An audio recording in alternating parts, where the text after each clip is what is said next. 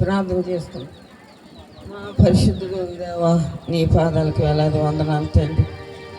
దేవా, ఈ సమయం బట్టి నీ సన్నిధికి మేము రాగలిగినందుకు కూడా నీకు వందనాలు తండ్రి. కుమార్తె యొక్క మరి ప్రమిళ కుమార్తె యొక్క విజయ కుమారి యొక్క ప్రధానాన్ని బట్టి కూడా నీకు వేలాది వందనాలు ప్రభువా. వీటిని మీరు జ్ఞాపకం చేసుకోవచ్చు. ఈ కార్యక్రమంలో మీరే తోడుగా ఉండండి ఆయన. నీ వాక్యం ద్వారా నన్ను మరుగుపరిచి వాడుకో, దౌర్భాగ్యాలను నన్ను క్షమించమని యేసునామం బట్టి అడుగుతున్నాము తండ్రి. ముందుగా కొన్ని విషయాలు నేను చెప్పాలి.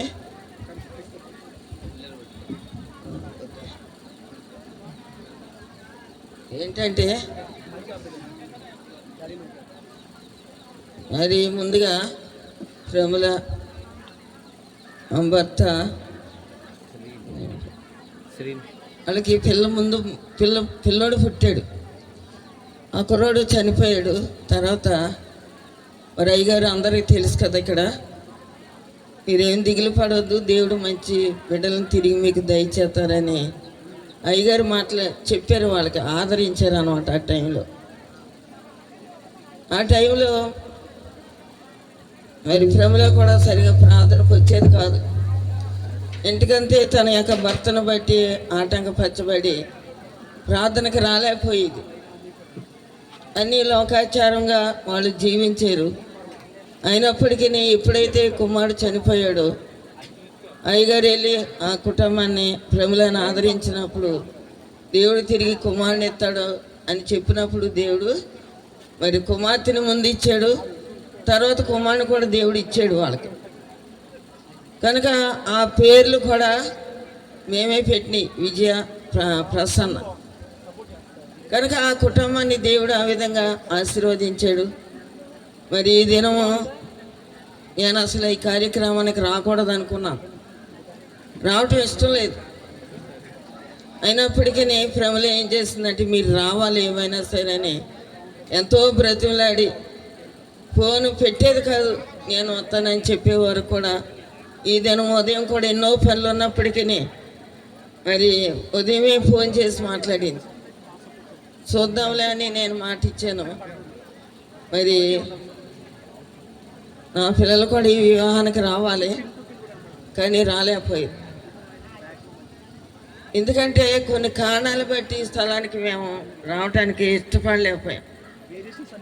ప్రముల యొక్క ఆసక్తి, ఆమె యొక్క తగ్గింపు నేను చూశాను. ఏమైనా సరే మీరు రావాలి అమ్మగారు, మీరు రాకపోతే ఎలాగా, మిమ్మల్ని బట్టే కదా మేము మీ మీద అనుకుని ఉన్నాం అని ఎన్నో రీతిలుగా బ్రతిమలాడి మాట్లాడింది. ఏం చేయాలి ప్రభా, నాకేమో తోసేది కాదు.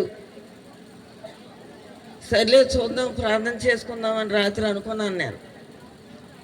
కానీ ఉదయకాలంలో మా స్మార్టీకి పాటలు పాడతాకి రమ్మన్నారు.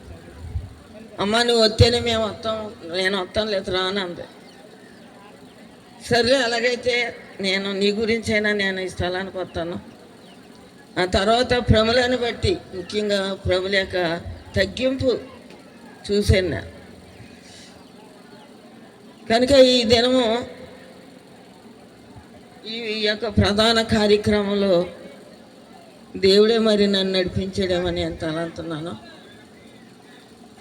దాన్నే చాలా వేదనకరమైన విషయాలు, కానీ మనం మాట్లాడకూడదు ఇప్పుడు ఈ విషయాలు.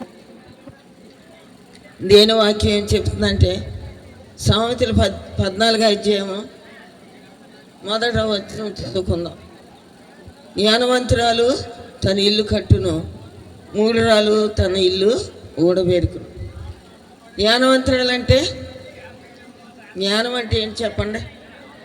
దేవుని యందు భయభక్తులు కలిగి ఉంటే జ్ఞానానికి మూలం. కనుక ఈ దినాల్లో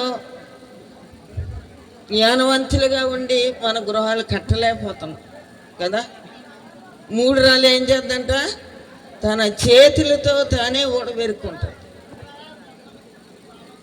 ఊడబెరుక్కుంటాం అంటే ఏంటి?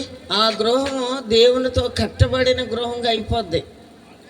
దేవుని ఆత్మ ఆ గృహంలో ఉండదు. ఆ గృహంలోన భర్త కానీ అయితే పిల్లలు కానీ దేవుని యందు భయభక్తులు కలిగిన గృహముగా ఆ గృహం ఉండదు. దేని వాక్యం సెలవిస్తుంది ఏమని, జ్ఞానవంతురాలు తన ఇల్లు కట్టును, మూడురాలు తన చేతులతో తన ఇల్లు ఊడబెరుకు. ఇల్లంతా ఊడదీసేస్తే ఏముంటుంది అందులో? వర్షం అయితే వర్షం కుడుతుంది, ఎండ వస్తే ఎండ కాద్ది, చలి వస్తే చలి కాద్ది. ఎందుకంటే గృహానికి నీడ లేదు. మనం నీడ ఎందుకు వేస్తున్నాం గృహాలకి? వర్షం రాకుండా, లేకపోతే ఎండ రాకుండా, చలి రాకుండా, లేదా ఏ పాములు ఏ శత్రువు మన గృహంలో ప్రవేశించకూడదనే మనం పైన గూడు కడతా ఉంటాం, లేకపోతే గోడ కట్టేసి వదిలేయచ్చు. కనుక మూడులైన స్త్రీలుగా ఉన్నారు. ఏదైనా దేవుని ఆత్మతో దేవుని యందు భయభక్తులతో కట్టే గృహాలు ఈ దినాలు మనం చూడలేకపోతున్నాం. ఎందుకంటే దేవుని దగ్గరికి వస్తూనే దేవుని సన్నిధికి వస్తాం, ప్రార్థన చేస్తాం, లేకపోతే పాటలు పాడతాం, అన్నీ మనం చేస్తాం. కానీ దేవుని యందు భయభక్తులు కలిగిన స్త్రీలు లేరు. దేని వాక్యం సెలవుతుంది? దేవుని యందు భయభక్తులు కలిగిన స్త్రీ కొనియాడబడు. తన భర్త కొనియాడతాడంట. 37 సామెతలో ఉంటుంది. దేవుని యందు భయభక్తులు కలిగిన స్త్రీని మొదట భర్త కొనియాడతాడు, ఆ తర్వాత బిడ్డలు కొనియాడతారు. అంతేగాని బిడ్డల యొక్క భక్తిని కూల్చేయటం, భర్తల యొక్క భక్తిని కూల్చేయటం కాదు. జ్ఞానవంతురాలంటే ఎలా ఉండాలి? ఎల్లప్పుడూ దేవుని వాక్యంతో, ఎల్లప్పుడూ దేవుని సన్నిధానంలో ప్రార్థన చేసి, ఎల్లప్పుడూ దేవుని యందు భయభక్తులు కలిగి వచ్చిన వాళ్ళని, పిల్లల్ని ఎలా పెంచాలో ఆ స్త్రీకి తెలుస్తుంది. ఏ స్త్రీకి? దేవుని యందు భయభక్తులు కలిగిన స్త్రీకి తెలుస్తుంది. ఆమె ఎందుకంటే ఆమె దేవుని యందు భయభక్తులు కలిగి ఉంది కనుక. పిల్లల్ని పెంచడం కూడా చాలామందికి రాదు. పిల్లలకి ప్రార్థన నేర్పించలేం, వాక్యం నేర్పించలేం, దేవుని యందు భయభక్తులు కలిగి జీవించడం నేర్పించలేం, అనేకులతో ఎలా మాట్లాడాలో తన జ్ఞానంతో కూడా మాటలు మన బిడ్డలకు నేర్పించలేం. సాధ్యమైతే మన బిడ్డలను కూడా చెరిపేస్తాం అంతే, భక్తులు లేక. కనుక అలాంటి స్త్రీలు ఏమన్నా దేవుని వాక్యం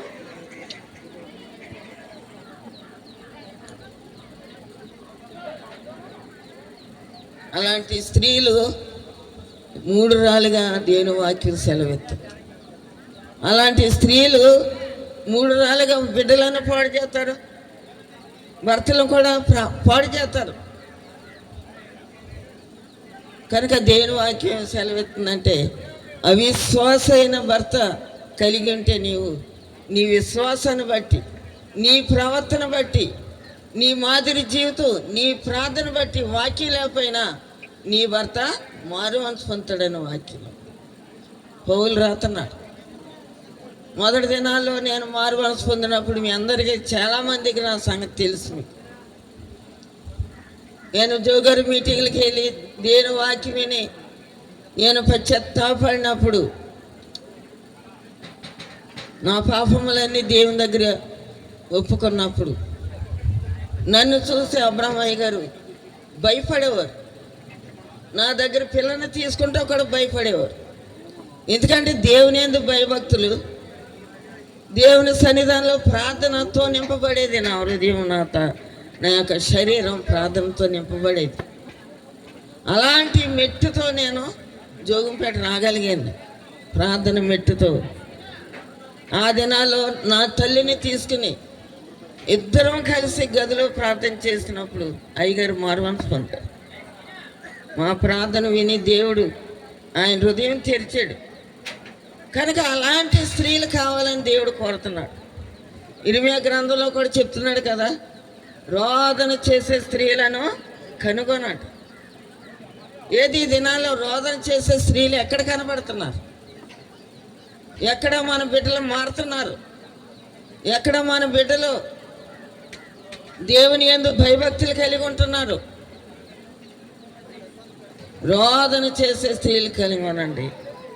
మనం ఏమి ఎక్కుతుంది? మన కిటికీలను ఎక్కుతుంది.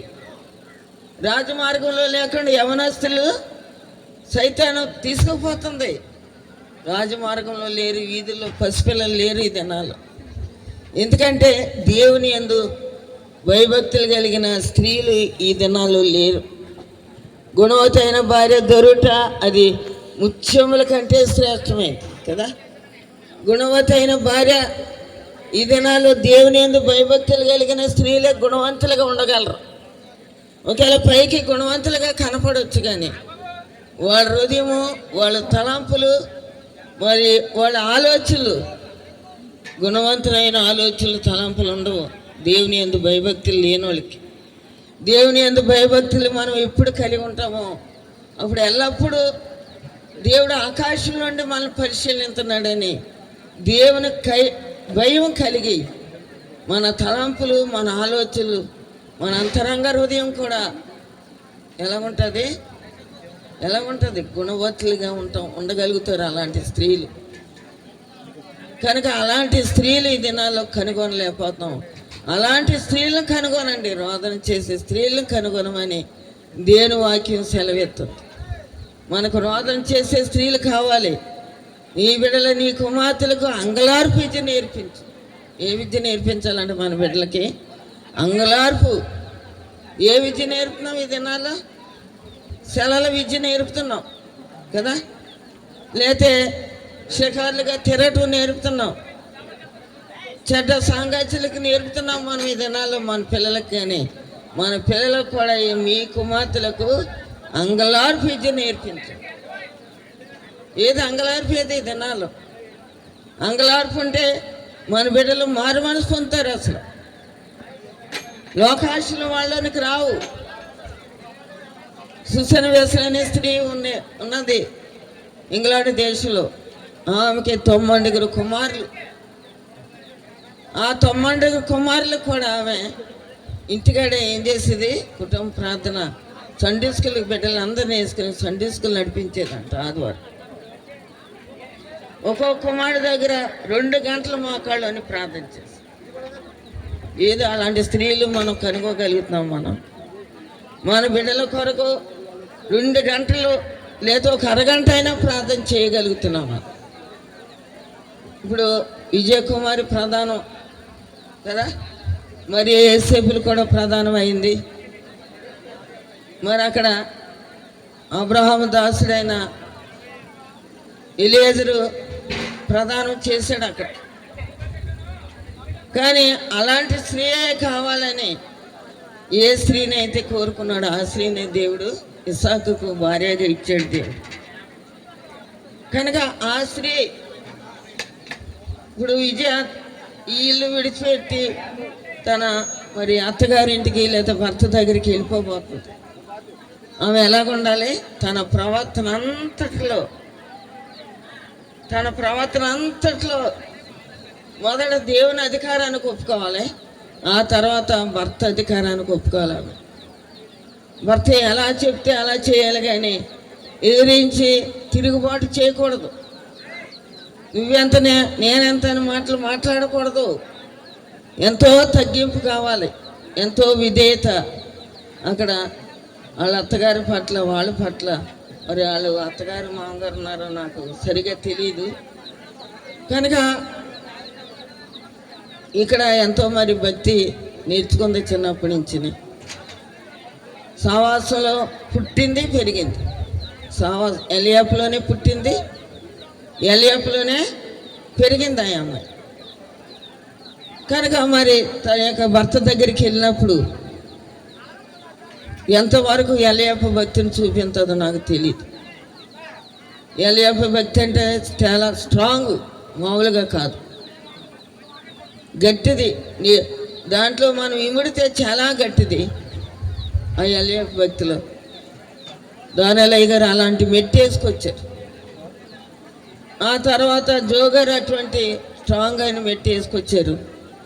మరి చిన్నప్పటి నుంచి ఆ యొక్క ఇద్దులోనే పెరిగింది ఆ బిడ్డ.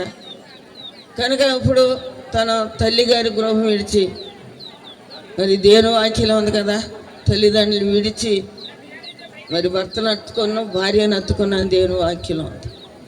కనుక ఆమె ఎప్పుడు తన తల్లిదండ్రులు విడిచి భర్తను అత్తుకోవాలి, వాళ్ళిద్దరూ ఏక శరీరంగా ఉంటారని దేవుని వాక్యం. కనుక మన శరీరాన్ని ఎవరు వేరు చేయరు కదా, మన శరీరాన్ని ఎవరు కూడా వేరు చేయరు. మన శరీరానికి ఏదైనా చిన్నది గుచ్చుకుంటే ఎంత బాధో, వాళ్ళిద్దరూ కూడా ఏక శరీరంగా ఉన్నప్పుడు విజయకుమారికి ఏ నష్టం కలిగినా, ఏ జ్వరం వచ్చినా, ఏది వచ్చినా భర్తకు కూడా అదే బాధ కలగాల. అది ఏక శరీరం అంటే. లేకపోతే భర్తకి ఏది బాధ వచ్చినా సరే విజయకుమారి కూడా అటువంటి భారం కలిగి ఉండాలి. తన భర్తకు వచ్చినా తనకు వచ్చినట్లుగానే ఉండాలి. అది ఏక శరీరం అంటే. తన భర్త కొరకు, ఆయన పనుల కొరకు మోకాళ్ళలోనే విజయకుమారి ప్రార్థన చేయి. అది నేను చెప్పవలసిన మాటలు అయ్యే. కనుక ఒక స్త్రీగా వివాహానికి రేపు సిద్ధపడి వెళ్ళబోతుంది. అక్కడ ఎంతో దేవుని కొరకు, దేవుని మహిమ కొరకు, దేవునికి సాక్షిగా ఆ బిడ్డ ఉండాలని మేము కోరుతున్నాం. మరి ఎప్పటి నుంచో ప్రార్థన చేయమని ప్రమిళ వచ్చి కార్డు ఇచ్చి చెప్పింది. అమ్మగారు మీ పేరు వేయించాను, మీరు ఏమైనా సరే రావాలని బతిమలాడుకుంది. కనుక నేను రాగలిగాను. మరి వర్షం కొరకు కూడా ప్రార్థన చేశాను. అదే నా బిడ్డలు పెళ్ళిళ్ళైనా వర్షం రాకూడదని ప్రార్థన చేస్తాం కదా, ఆ విధంగా వర్షం కూడా రాకూడదు ప్రభా దినం అని ప్రార్థన చేశాను. నా ప్రార్థన కాదు కానీ దేవుని దయను బట్టి, దేవుని యొక్క కృపను బట్టి, చిన్నప్పటి నుంచి ఫెలోషిప్లో పెరిగిన దాన్ని బట్టి మరి ఆ బిడ్డకి ఎంతవరకు విశ్వాసం ఉందో నాకు తెలియదు. కానీ దేవుడు ఇదేను మంచి వాతావరణం దేవుడు ఇచ్చాడు. దాన్ని బట్టి కూడా మనం అందరం స్తుతించాలి. ఎందుకంటే ఈ దినం వరకు, నిన్నటి దినం వరకు కూడా వర్షాలు ఉంటాయని మరి వాతావరణ శాఖ వారు ప్రకటించారు. కానీ దేవుడు 3 రోజుల ముందు నుంచే దేవుడు వర్షం లేకుండా ఆపాడు. ప్రార్థన అయితే మేము చేయగలిగాం. కనుక మరి ఆ తల్లి కూడా ప్రార్థన చేసి ఉంటుంది. మరి ఇక్కడ సంఘస్థులు మరి ఎంతవరకు ప్రార్థన చేశారు నాకైతే తెలీదు. కానీ నేను చేసిన దాన్ని బట్టి నేను చెప్పగలుగుతున్నాను ఇక్కడ. కనుక ఆ విధంగా దేవుడు మొట్టమొదట ఆదాముని చేశాడు, తర్వాత అవ్వను చేశాడు. ఆదాము యొక్క ప్రక్కటెముకలుండి అవ్వన ఆ ఎముక తీసి అవ్వనగా దేవుడు చేశాడు.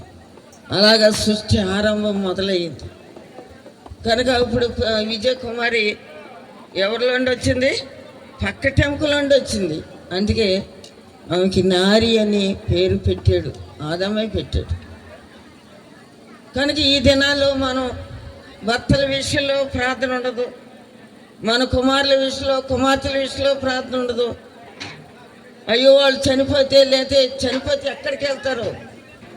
దేవుని రాజ్యంలో చేరాలి కదా అనే విశ్వాసంతో ప్రార్థన చేయలేదు. కనుక తల్లిదండ్రులు పాపము బిడ్డలు ఒడిలే వేస్తానని దేవుని వాక్యంలో ఉంటుంది. ఒకవేళ మనం నీతిమంతులు మనం చెప్పుకోవచ్చు, కానీ మా నీతి క్రియలు మురుగుడ్లు అంటే అని యెషయా చెప్తున్నాడు కదా. మన నీతి ఎంత, మన భక్తి ఎంత, మన విశ్వాసం ఎంత. ఒక ప్రవక్తలు కూడా కన్నీరు కారుతున్నారు. ఏదన్నా ఇర్మియా కన్నీరు కారుతున్నాడు. నా జనులకు కలిగిన శ్రమను చూసి నా కన్నీరు ఏర్లైపోతున్నాడు. ఈ దినాల్లో లోకమంతా నశించిపోతున్నప్పుడు ప్రభువా ఇంతమంది నశించిపోతున్నారు కదా తండ్రి, నువ్వు అందుకొరకే కదా ఈ లోకానికి వచ్చావు. ప్రభువుని అడుగుతూ ఉంటాను నేను. అందరూ నశించిపోయినారు కనుక వెళ్తే ఎలా ప్రభు? ఎంత జనం నశించిపోతున్నారు ఈ దినాల్లో అని దేవుని దగ్గర అనేక సార్లు అడుగుతూ ఉంటాను నేను. వాళ్ళ కొరకు ప్రార్థన చేస్తూ ఉంటాను. వీళ్ళందరూ నరకానికి వెళ్ళిపోతే ఎలాగా ప్రభువా? కనుక అటువంటి మన కొరకే కాదు, మన బిడ్డల కొరకే కాదు, మన దేశం కొరకు, మన రాష్ట్రం చూస్తే ఎంతో భయంకరమైన పరిస్థితిలో ఉంది. సమాధానం, ఐక్యత లేదు. కనుక దాని కొరకు కూడా మనం ప్రార్థించాం. వాటి గురించి కూడా మేము ప్రార్థించాం. దేశ నాయకులు సరైన పరిపాలించాలి. సమాధానంగా ఐక్యతగా నాయకులైన వారు పరిపాలన చేయాలి ప్రభువా అని ప్రార్థన చేద్దాం. మనం అందరం కూడా అలా చేయాలి. దేవుని ఎరిగిన మనం మన కుటుంబాల కొరకే కాదు, మన దేశం కొరకు కూడా ప్రార్థన చేయాలి. బీజేపీ ప్రభుత్వం ఎంతో క్రైస్తత్వం లేకుండా చేయాలని చూసింది, కానీ ఎంతో ప్రార్థన చేశాం. బీజేపీ ప్రభుత్వం తగ్గిపోవాలి, ఓడిపోవాలి, దిగిపోవాలి. ఆ ప్రభుత్వం క్రైస్తత్వానికి ఆటంకమై పార్టీ ఉండకూడదని చేసి దేవుని దయ వల్ల ఆయన యొక్క బలం తగ్గిపోయింది. క్రైస్తవులను ఎవరైతే నమ్ముకుంటారో వాళ్ళందరినీ తీసుకొని ఎక్కడో పడేయాలని చూశాడు మోదీ. ఆ బలం తగ్గించాడు. నేనైతే అతను ఈ దినాల్లో క్రైస్తవుల పరిస్థితి ఎలాగుండనో, ఇలా పెళ్లి చేసుకుంటా కూడా లేదు, ఇలాగ మనం దేవుని ఆరాధించుకుంటా లేకపోను. ఎంతో కన్నీరు కాచేదాన్ని. ప్రభు అలాంటిది వద్దు నాయన, క్రైస్తవులు బాధ కలిగింటే ఎందుకు నాయన? నీ రాకడ లేట్ అయితే ఉంచు, లేదా రాకడ లేట్ కాకపోతే బీజేపీ ప్రభుత్వం వస్తుంది అనుకునేది. ఎందుకంటే క్రైస్తవులకు శ్రమలు కావాలి. ప్రభు నీ చిత్తం నీ దయ ఏమైందో మాకు తెలీదు, నువ్వేం చేస్తావో. కొంతకాలం ఇంకా సువార్త జరగాలి ఈ లోకంలో. కనుక ఇప్పుడే బీజేపీ ప్రభుత్వం అయితే చాలా కష్టం కదా ప్రభు. ఇప్పటికే అనేక మందిరాలు కాల్చేశారు, అనేక పాస్టర్లను చంపేశారు, అనేక పాస్టర్లని కొట్టారు. అందుకే ఈ ఉగ్రత ఏమో ఆంధ్రప్రదేశ్కి అనుకున్నాను. కనుక నాకేం భయం ఉండదు, ఎవరు ఎన్ని అనుకున్నా పర్వాలేదు. దేవుని యొక్క నీతి బోధించబడాలంతే, దేవుని వాక్యం, దేవుని సత్యం బోధించబడాలి. కనుక మేలు కలుగు మార్గం మీద అడిగి అందులో నడుచుకోమని దేవుని వాక్యం ఉంది. కనుక ఏ మార్గం గుండా వెళ్తే మేలు కలుగుతుందో అడగాలి దేవుణ్ణి. ప్రభువా నేను ఏ మార్గం గుండా వెళ్తే నేను నీ దగ్గరికి రాగలను? బీజేపీ ప్రభుత్వంతో వెళ్తే మనకి రక్షణ దొరుకుతుందా?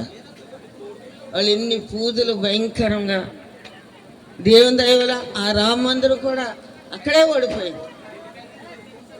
చూడు ఎంత ఆశ్చర్యకార్యం. చిన్న ప్రార్థనలు దేవుడు ఆలకించాడు, చిన్న కన్నీరు దేవుడు చూచాడు. ఎంతోమంది క్రైస్తవులు ప్రార్థన చేస్తుంటారు. కనుక ఈ దినాల్లో మనం ఈ యొక్క ప్రధానం ద్వారా, ఈ కార్యక్రమం ద్వారా అనేకమైన విషయాలు మీకు తెలియజేయడానికి కృప దేవుడు ఇచ్చాడు. మనం అందరం కూడా ఆ విధమైన మెట్టు మనం నేర్చుకున్నప్పుడే పరలోకం మనం చేరగలుగుతాం. మనం పరలోకం కావాలా లేదా ఈ లోకం కావాలా? మనం ఏది కావాలా? మనం ఏ మార్గం కావాలని ప్రభువే అడుగుతాం. మేలు కలిగి మార్గం ఏది అడిగి అందులో నడుచుకోమని దేవుని వాక్యం. రెండు మార్గాలు, జీవ మార్గము, మరణ మార్గం. కనుక ఈ దినాల్లో జీవ మార్గం కావాల్సిన వారు ఎవరు కూడా దారి తొలగిపోలేరు. దేవుని యొక్క మార్గంలో నడుతాం. ఏది మేలు కలిగిందో ఆ మార్గంలోనే నడవగలుగుతాం. కనుక ఈ దినాల్లో మనం అవన్నీ సత్యాన్ని గ్రహించి మనకు భక్తికి ఏది ఆటంకం అది మన ఎదురు తీసుకుని దేవుని వాక్యం సెలవు. కనుక ఈ దినాల్లో జ్ఞానం కలిగి విజయ ఇంటికి వెళ్ళినప్పుడు జ్ఞానవంతురాలై తన ఇల్లు కట్టుకోవాలి. మొదట తన భర్తను కట్టుకోవాలి, మరి తన అత్తగారిని కట్టుకోవాలి, బంధుమిత్రులందరినీ కూడా మొదట ఆమె తన యొక్క భక్తి ద్వారా, తన యొక్క ప్రార్థన ద్వారా కట్టుకుని యోగ్యమైన స్త్రీగా గుణవంతురాలైన భార్య దొరుకుతుంది ముత్యముల కంటే శ్రేష్టం. యెహోవా యందు భయభక్తులు కలిగిన స్త్రీ కొనియాడబడుతుందని దేవుని వాక్యం సెలవుతుంది. అలాగే దేవుని యందు భయభక్తులు కలిగిన స్త్రీగా అక్కడ ఆ యొక్క పెందుర్తిలో దేవునికి మహిమ తెచ్చే బిడ్డకుండినట్లు మనం అందరం ఆ బిడ్డ కొరకు ప్రార్థన చేసుకుంటాం. పరిశుద్ధుడు దేవా, నీ పాదాలకు వేలాది వందనాలు తండ్రి. దేవా, ఇదిగో ఈ సమయాన్ని బట్టి నీ సన్నిధికి మేము రాగలిగాం తండ్రి. విజయ యొక్క ప్రధాన కార్యక్రమాన్ని బట్టి నీకు వందనాలు ప్రభు. మరి ఆ కుమారుడు యొక్క భక్తి ఎలాంటిదో నాకైతే తెలియదు కదా నాయన. జోసఫయ్య గారి సహవాసంలో ఉండే పాస్టర్ గారి ద్వారా ఆ దగ్గరికి వెళ్తారని తెలిసినప్పుడు కొంత నేను సంతోషించగలిగాను. కనుక అది ఎన్నడూ కుమారుడు ఆ మెట్టి అన్నడూ పోగొట్టుకోకుండా నీ యందు భయభక్తులు కలిగి ఆ కుమారుడు పెండ్లి కుమారుడు కూడా ఉండేటట్లు, వీళ్ళిద్దరూ ఏక శరీరంగా ఉండేటట్టు గుణవంతురాలైన భార్యగా విజయ్ కుమార్ ఉండాలి, జ్ఞానం కలిగిన స్త్రీగా ఉండాలి. అటువంటి స్త్రీ కొనియాడబడుతుందని అందకర అటువంటి స్త్రీగా చేయండి. దేవా ఈ యొక్క కార్యక్రమంలో మీరే తోడుగా నడిపించాం. యేసు నామమున బట్టి అడుగుచున్నాం తండ్రి, ఆమేన్.